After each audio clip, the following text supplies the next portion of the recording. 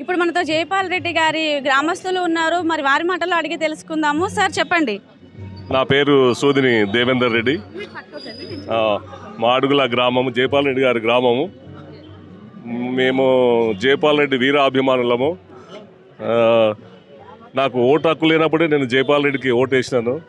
అప్పటి నుంచి జయపాల్ రెడ్డి ఏ పార్టీలో ఉంటే ఆయన వెంబడే పోయేది.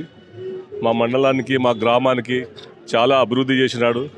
నాగార్జున సాగర్కి వెళ్ళి హైదరాబాద్ నీళ్ళు వస్తే ఫస్ట్ మా మండలానికి 2012లో మా గ్రామానికి ఇచ్చిండు. మా గ్రామానికి ఇచ్చిన తర్వాతనే హైదరాబాద్ వచ్చింది. అలాంటివి చెప్పాలంటే చాలా కార్యక్రమాలు ఉన్నాయి.